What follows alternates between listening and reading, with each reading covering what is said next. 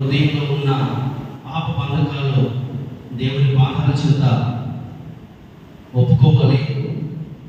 ఆ కన్నీరు దేవుని పాదాలు తడిపినప్పుడు నీ ప్రవర్తన, నీ అంతరంగ హృదయ స్థితిగతులు మారుతాయి అని ఎవరెవరు పిలిచారో కొన్ని విలువైన సంగతులు విడిచిపెట్టకుండా నేర్చుకుంటున్న ప్రతి మాట కూడా జ్ఞాపకం చేసుకుని ధ్యానిస్తూ లేకపోతే రాసుకుంటూ ఉంటే కనుక అవి మన జీవితాల్లో మేలవుతాయి. భస్మము అనేది పరిశుద్ధ గ్రంథంలో లేదు, కానీ బూడిద అనే మాట కొన్ని సందర్భాల్లో ఉన్నది. యోగ గ్రంథంలో సంఖ్యాకాండం 19వ అధ్యాయంలో నినివే పట్టణస్థులు బూడిదలో కూర్చున్న సంగతులు మనం ధ్యానం చేస్తాం. బూడిద అనగా మా పిల్లలు అనగా దాంట్లో ఏమీ లేదు అని మనం చెప్పుకున్నాం. అలాగే నాలో ఏమీ లేదు అని మనం కూడా నిస్సహాయ స్థితిని దేవుని ఎదుట కనపరిస్తే బూడిదకు ప్రతిగా బూడిదను ఇస్తానని, అనగా గౌరవాన్ని ఇస్తానని, నీకు ఉన్నతమైన స్థితిగతులు ఇస్తానని దేవుడు నిన్నటి దినాన్ని మాట్లాడాడు. అది ఎప్పుడు వస్తుంది అంటే కనుక మనిషిలో ప్రవర్తన మారితే కాదు, అంతరంగంలో పరివర్తన రావాలి. అదే మనసు ప్రవర్తన. మనసుకి పరివర్తన రావాలంటే మారు మనసు అనేది కావాలి. నేటి దినము కూడా ఇవ్వబడిన అంశము మనోదృష్టి. అంటే చెప్పాలి, అందరికీ చెప్పుకుంటే ముందుకు వెళ్ళిపోదు. మనోదృష్టి అంటే ఏంటి? అది కూడా అంతరంగమే, హృదయమే. ఇంకా ఏం చెప్తారంటే దూరదృష్టి లేదు దీనికి అంటారు చూసారా. ఇక వాక్యం దానికి క్లియరెన్స్ ఇచ్చేది ఏంటంటే నీ బాహ్యమైన చూపులతో చూసేది కాదు, నీ అంతరంగమైన ఆత్మీయ నేత్రలతో చూడగలగాలి అని చెప్పి. మనోదృష్టి అంతరంగంలో ఉన్న ఆ నేత్రం వెలిగించబడాలి. ఇది ఎందుకు వెలిగించబడాలి? దానికే మందత్వం కమ్మింది అంటే కనుక కొరింథీ పత్రికలో చెప్తున్నాడు. ఏంటి అంటే కనుక చెప్పండి.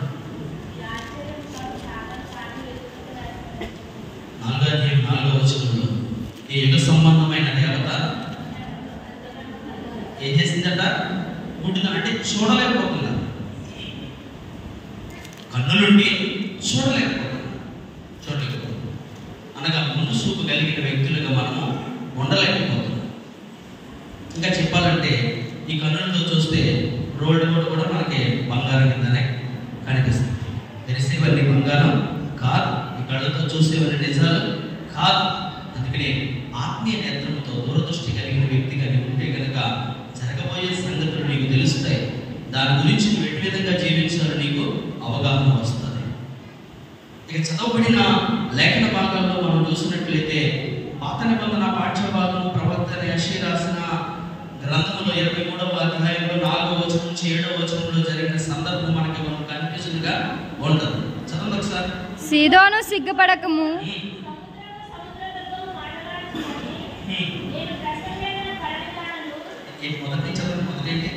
సీదోను అది కదా ప్రభువారు ఈ భూమి మీద ఉన్నప్పుడు ఒక మాట చెప్తున్నాడు. తూరు సీదోను పట్టణం గురించి, కొరాజీన బెత్సయిదా పట్టణాల గురించి చెప్తున్నాడు. ఎందుకు చెప్తున్నాడంటే అప్పటికి నాశనం అయిపోయింది. అవి వ్యాపార లాభాలు సంపాదించి లేదా సమస్తము కలిగిన పట్టణాలు. ఆ పట్టణాలు ఎందుకు నాశనం అయిపోయినాయి అంటే కనుక దాని మీద దండెత్తిన రాజులు దాన్ని నాశనం చేశారు, అలెగ్జాండర్తో సహా. ఆ పట్టణాలు ఎందుకు నాశనం అయిపోయినాయి అంటే కనుక ఇదిగో మనోదృష్టి వారికి లేదు, దూరదృష్టి వారికి లేదు. యుఎస్ఏ అంటే kingdom of America, united state of America, క్షమించు, USA united state of America. KSA kingdom of Saudi Arabia. వీటికి ఏమీ లేదు అంటే కనుక దూరదృష్టి. అలాగే చెప్పుకున్నారా ఎందుకు లేదు అంటారా? మనం చెప్పుకున్నాం కదా జరిగిన విపత్తుకి అసలు ఇక్కడ ఎవరైనా ఉన్నారా ఏమైపోయిందా పట్టణం? కాల్చబడిపోయింది. దూరదృష్టి లేదు. అందుకని ఈ పట్టణాలు కూడా దూరదృష్టి లేని కారణాన్ని బట్టి నాశనమైపోయింది. వాటి గురించి చెప్తూ ఆ నాశనమైపోయే స్థితిలో నువ్వు ఉంటే కనుక ఇదిగో గుడ్డివాడిని చూసి నువ్వు నేర్చుకో, దూరదృష్టి కలిగి ఉండు అంటున్నాడు. మరి గుడ్డివాడు ఎలా దూరదృష్టి కలిగి ఉన్నాడు? గుడ్డివాడిలో ఉన్న దూరదృష్టి ఏంటి? మొట్టమొదటిగా అతను ఏది విన్నాడు అంటే కనుక ఎవరైతే కన్నులు తెరవగలడో ఆయన గురించి విన్నాడు కదా. అలా ముందు తెలుసుకోకుండా ధనమంతా వెలిపరుచుకుని నెంబర్ ఆఫ్ డాక్టర్ల దగ్గరికి వెళ్ళి చివరికి ఏం చేసిందంటే తెలుసుకుని వస్త్రపు చెంగు ముట్టుకున్నాడు. అంటే ముందు తెలుసుకోలేదు కనుక ధనమంతా ఏమైపోయింది. 12 సంవత్సరాల నుంచి రోగం కంటిన్యూ అయిపోయింది. చివరికి తెలుసుకున్న తర్వాత అప్పుడు స్వస్థ వచ్చింది. ఈ గుడ్డివాడికి విన్న మాటలను బట్టి దేవుడిని తెలుసుకున్నాడు. ఆయన తప్ప ఇంకెవరు కూడా స్వస్థపరచలేదు అని విశ్వాసం వచ్చింది. దీన్ని ఏమంటుందంటే వాక్యం దూరదృష్టి. అంటే తిప్పలబడి అంతా పోగొట్టుకున్న తర్వాత కాదు, ఎవరైతే స్వస్థపరచగలరో వారి యొక్క లక్ష్యము వచ్చింది. ఆ విశ్వాసానికి స్వస్థపడే తరుణం రానే వచ్చింది. ఇక ఆ ప్రాంతమంతా సందడిగాను జనసమూహంగాను వెళుతున్నప్పుడు అక్కడ రాయబడిన మాట ఏంటో తెలుసా? చెప్పండి, చదవండి. వారు యెరికో పట్టణముకు వచ్చిరి. ఆయన తన శిష్యులతో జనసమూహముతోను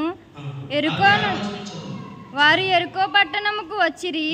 ఆయన తన శిష్యులతోను బహుజన సమూహముతోను యెరికో నుండి బయలుదేరి వచ్చుచుండగా తీమాయి కుమారుడగు బత్తిమాయి అను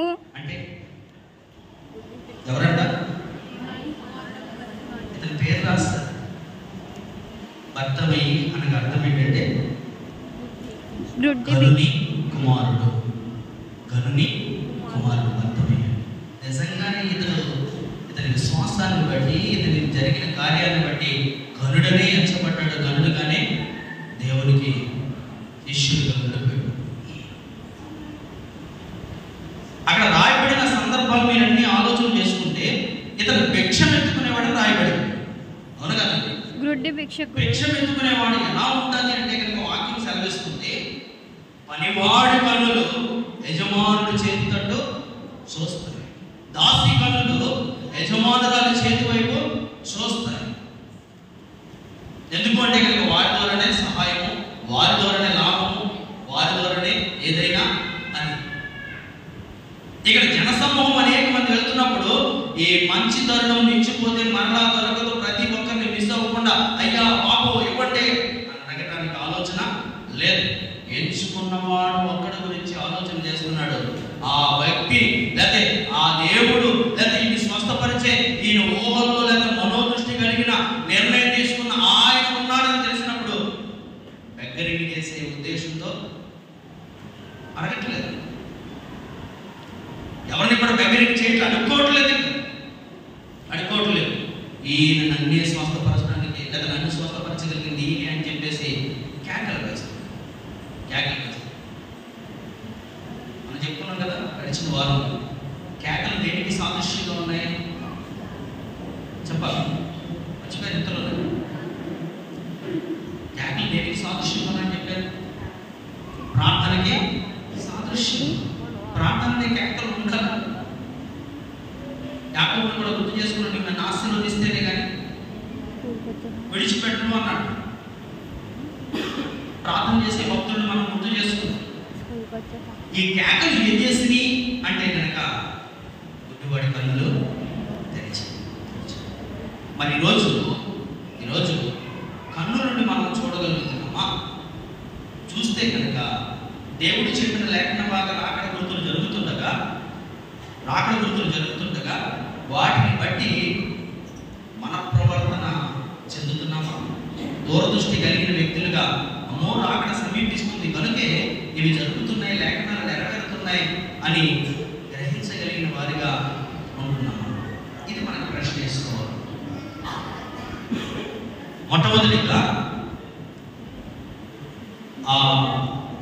భిక్షవాడు భిక్షకుడు లేకపోతే భర్తమయ్యి ఎవరిని గురించి విన్నాడంట? చెప్పాలి.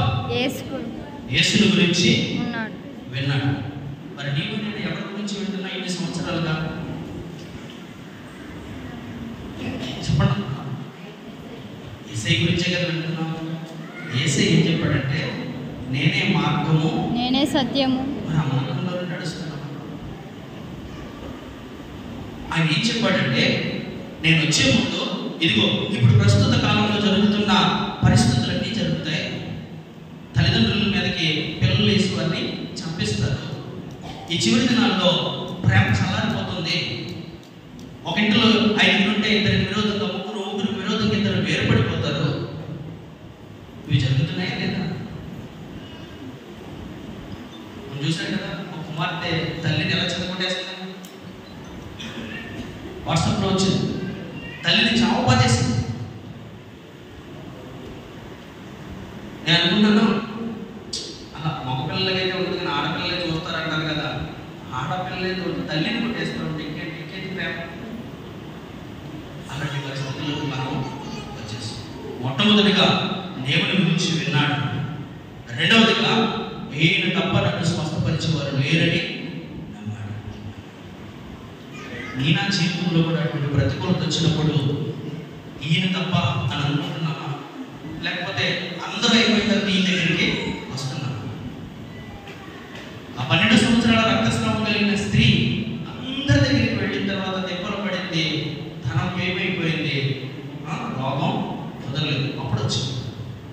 అలాగే చాలా మంది కూడా ఈయన గురించి వింటున్నారు, ఈయన శక్తి సామర్థ్యాల గురించి తెలుసుకుంటున్నారు. ఏమిటి ఈ శక్తి సామర్థ్యాలు అంటే ఒళ్ళిపోయి పంపు కొట్టేసి వారినైనా మాటలు లేపగలిగిన వాడు ఈయన అని తెలుసు. కానీ చిన్నపాటి జ్వరం వస్తే 2 రోజులు ఉంటే 3వ రోజులు తగ్గపోతే చేతికో కాలుకో లేదా ఎవరికి కనపడకుండా జబ్బకు ఏం కట్టేస్తున్నావు చెప్పండి. కట్టేయట్లేదు, వెళ్ళిపోతలేదు. మళ్ళీ కలితే ఏం చెప్తుంది? మంత్రాల సింతకాయలు రావాలండి. తాళ్ళకి తాయితలకి జ్వరాలు వెళ్ళిపోతాయా? మరి ఎంబీబీఎస్ డాక్టర్లు ఎందుకు ఈ హాస్పిటల్లో? ఇక మూఢనమ్మకాలతో ఉండదు. నమ్మదగిన వాక్యాలు మనకున్నాయి. నిన్ను స్వస్థపరచు యెహోవాను నేనే. అలాంటి వైద్యుల దగ్గరికి వెళ్ళొద్దా అంటే కనుక వెళ్ళు. వైద్యులు కలిగజేసింది కూడా దేవుడే. లోకాన్ని భక్తుడు ఆ లోక సువార్త రాసినైనా అపోస్తల కార్యములు రాసినైనా ఆయన వైద్యుడు. వైద్యులు కలిగజేసింది దేవుడే. కానీ ఏదో మంత్రాలకు సిద్ధంగా రాసినప్పుడు అలాంటి దగ్గరికి వెళ్ళకూడదు. మొట్టమొదటిగా ఈ భర్తలో దేవుణ్ణి నమ్మాడు. రెండవదిగా ఆయన నన్ను స్వస్థపరిచేది ఆయన విశ్వసించాడు. మూడవదిగా ఏం చేశాడు తెలుసండి? ఆయనకి సమీపం అక్కడికి ఆయన దగ్గర అవ్వాలి. ఆయన దగ్గరైతే నా అందరితో తొలగిపోద్ది అనుకున్నాడు. ఎందుకు అంటే కనుక ఆయన పుట్టినప్పుడు చీకటిలో కూర్చున్న ప్రజలు చెప్పండి, ప్రవచనాలు చెప్తారు కదా, గొప్ప వెలుగును చూచారు. మరణ ఛాయల్లో ఉన్న వారికి వెలుగు ప్రకాశించు. అరుణోదయ నక్షత్రం, యాకోబు నక్షత్రము ఉదయించి ఆకాశంలో గొప్ప వెలుగు పుట్టింది. జ్ఞానులైన వారికి మార్గం చూపింది. అంటే నా చీకటిని తొలగించే వెలుగైన దేవుడు ఈయనే అని నమ్మడంట. ఎలాగ నాకు వెలుగు కలుగుతుందంటే ఆ వెలుగుకు సమీపం వాళ్ళ దగ్గర అవ్వాలి అనుకున్నాడు. ఈయన కేకలనే ప్రార్థన నిలబడింది. దాటిపోయిన దేవుడు ఆగిపోయాడు. పక్కనున్న వారికి చెబుతున్నాడు, ప్రార్థిస్తున్నాడు, అది కేకలు వేస్తున్నా అని చెప్పిన ఏమన్నా తెలుసా? ధైర్యం తెచ్చుకో, ఆయన నిన్ను పిలుస్తున్నాడు. భయపడు. ఆయన భయం లేదు. భయం ఉందా? అవిశ్వాసులు దేవుని రాజ్యానికి వారసులు కాలేదు. ఇక 4వ చేసింది ఏంటో తెలుసండి? తెలుసా? తన బట్టలు విధిస్తారు. చదువు ఏం పారేస్తాడంట? బట్టను పారవేస్తాడు. ఈ మురికి గుడ్డ జీవితాన్ని, ఇదిగో నా మురికైపోయిన బ్రతుకు, ఈ మురికి గుడ్డను నేను పారవేస్తున్నాను. నాకు నూతనమైన రక్షణ వస్త్రాన్ని దేవుడు నాకు ఇచ్చాడు. నీ నా జీవితంలో వాక్యం చెప్తుంది తెలుసా? నువ్వు నేను అనుకున్నప్పుడు గొప్ప పనులు చేసేస్తాను, నేను గొప్ప కార్యాలు చేసేస్తాను నువ్వు అనుకుంటే కనుక నీ నీతి క్రియలు నా దృష్టికి మురికి గుడ్డల్లో ఉన్నాయి అంటున్న వాక్యం. నీవు నేను అనుకుంటే కాదు, నీ నా సత్క్రియ నిన్ను నన్ను పొగడాలి. క్రియలే మనల్ని పొగడాలి, ఆ క్రియలే నిన్ను నన్ను కొనియాడాలి. అలా కాకుండా చేసేసాను మంచి అని నువ్వు అనుకుంటే కాదు. దాన్ని ఏమంటారంటే సెల్ఫ్డోలు వాయించుకుంటాడు. నీ డబ్బు నువ్వు కొట్టుకుంటావు, నీ గురించి నువ్వు చెప్పుకుంటావు. అలాగా నీ క్రియలు నిన్ను ఏం చేయాలంట? పొగడాలి. అందుకనే పాత రోత జీవితానికి, పాపానికి సాదృశ్యంగా ఉన్న మురికని గుడ్డను ఏం చేశాడు? పాడవేశాడు. 4 లక్షల లెక్కలో మనము చూడగలుగుతున్నాం. ఏమిటి మొదటంటే యేసుని గురించి విన్నాడు. ఏమి విన్నాడు అంటే కనుక ఈయన తప్ప ఈ అంధత్వాన్ని తొలగించేవాడు ఎవడు కూడా లేడు అన్న వార్తను విన్నాడు. అందుకనే ఆయనే స్వస్థపరుస్తాడని రెండవదిగా నమ్మాడు. మూడవది ఏం చేశాడు తెలుసా? ఇక్కడ కదా నేను ఆయన సమీపంలోనికి వెళ్ళాలి. ఆశ మంచిది, ఉద్దేశ సంకల్పము దేవుని దృష్టికి అంగీకారమైంది. అందుకనే నేను వెళ్ళాలి అనుకున్న గుడివాడి దగ్గరికి దేవుడే ఆ మార్గం గుండా వచ్చాడు. నీ నా జీవితంలో అటువంటి ఆశలు కలిగి ఉంటే కనుక ప్రభు మన దగ్గరికి కూడా వచ్చేవాడిగా ఉన్నాడు అనే వాక్యాన్ని గ్రహించాలి.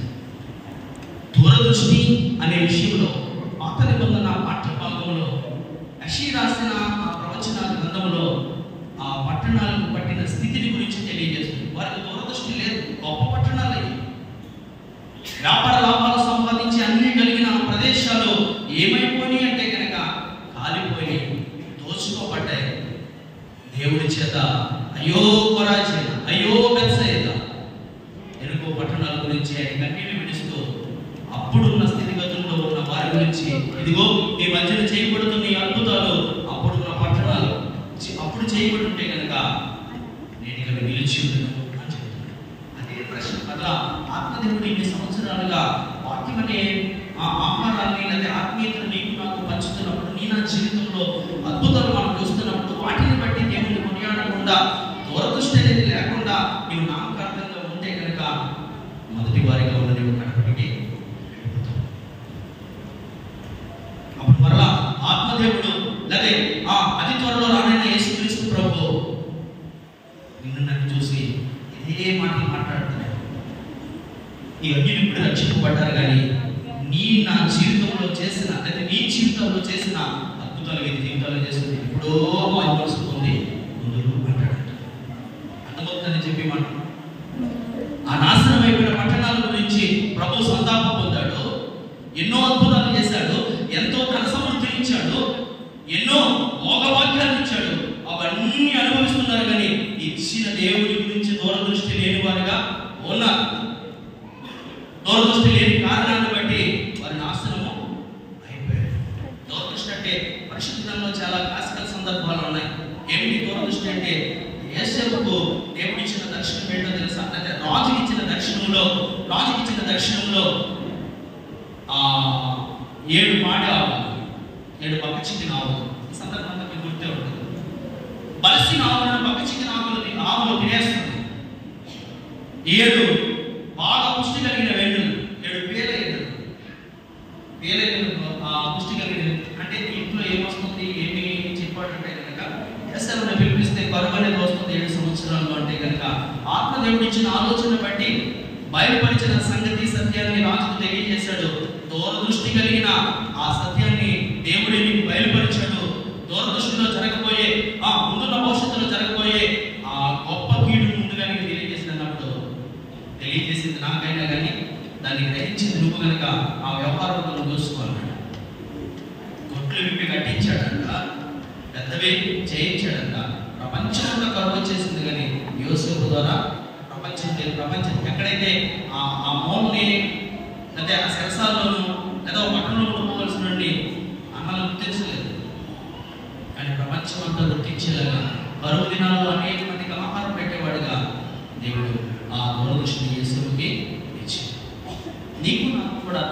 చూసుకుంటే కనుక నీ నా కుటుంబాల కోసము, లేకపోతే నీకు నాకు దేవుడు ప్రేమించిన బిడ్డల కోసము చక్కటి భవిష్యత్తును మనము సిద్ధపరచగలుగుతాం.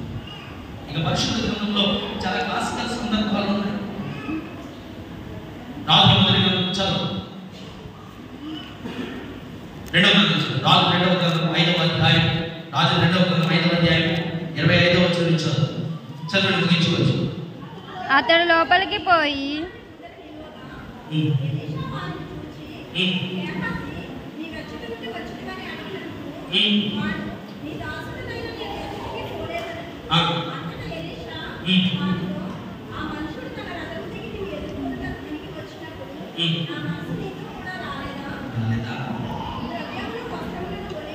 ద్రవ్యమును, వస్త్రమును, ఒలీవ చెట్లను, అంజూరపు తోటలను సంపాదించుకున్నట్టుగా ఇది సమయం. నీ దూరదృష్టి ఎలా ఉంది? నీ దూరదృష్టి ఎలా ఉంది? లోక సంపద గురించి ఉన్నది. అందుకనే నీ దూరదృష్టి వాటి మీద ఉంది కనుక ఇది సమయం కాదు. నువ్వేం సంపాదించుకోవాలంటే పరలోకం సంపాదించుకోవాలి. నువ్వేం సంపాదించుకోవాలంటే రక్షణ సంపాదించుకోవాలి. నువ్వేం సంపాదించుకోవాలంటే నిన్ను నన్ను పెంచి పోషిస్తూ రక్షిస్తున్న ప్రభు మనసులో చోటుని సంపాదించుకోవాలి.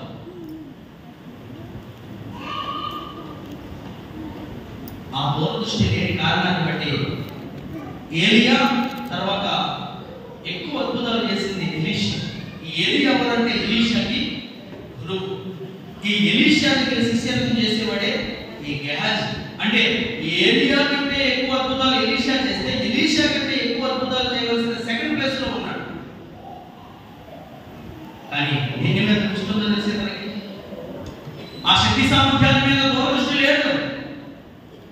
దొంగలు కన్నం వేసి దోచుకునే ధనం మీద, సిమెంట్ కొట్టేసే ధనం మీద, తుప్పు పట్టే బంగారం మీద, వాటి మీద ఆ దూరదృష్టి లేని కారణాన్ని తెలిసి కారణాన్ని బట్టి ఆ వంశానికి ఆస్తి సంపాదించలేదు, కానీ తరతరాలకు కుష్ఠరోగం సంపాదించారు.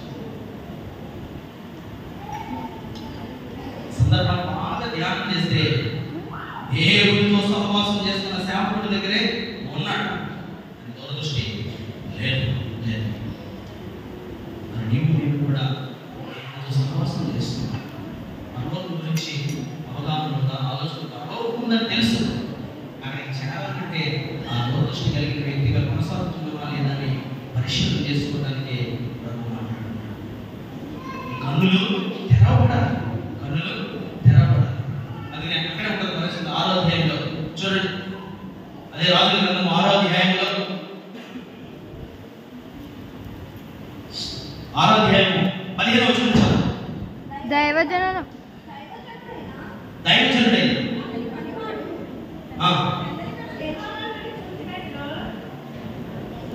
అమ్మ 6వ అధ్యాయం 15వ వచనం చదువు. పెద్దల కాడే లేచి బయటికి వచ్చినప్పుడు గుర్రములను, రథములను పనివాడు, అయ్యో నా వెళ్ళినవాడా, ఏం చేసి మన పని అయిపోయింది, ఇక సైన్యం చుట్టుముట్టేసింది, మన పని అయిపోయింది అని చెప్తున్నప్పుడు ఎలీషా మాట్లాడుతున్నాడు. చదువు.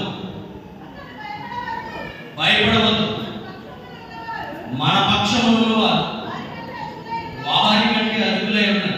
నీవు నిన్న ఎవరున్నారు ఇక్కడ మన పక్షాన్ని? చూడు ఎంత సైన్యం ఉందో అనుకుంటున్నాడు. అప్పుడు ఏమని ప్రార్థన చేశాడు తెలుసా? చదువు. యెహోవా వీడు చూచినట్లు వీడి కన్నులను, అంటే అప్పుడు దాకా చూసి మాట్లాడలేదా?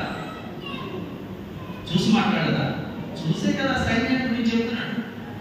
చుట్టూ ఉన్న సైన్యం రథాల గురించి చెప్తున్నాడు కదా. అంటే మామూలు నేత్రాలతో చూశాడు. దేవుడు తెచ్చిన కన్నులతో చూస్తే ఏ కనబడింది తెలుసా? చదువు. ఎలీషా ప్రార్థన చేయగా కనుక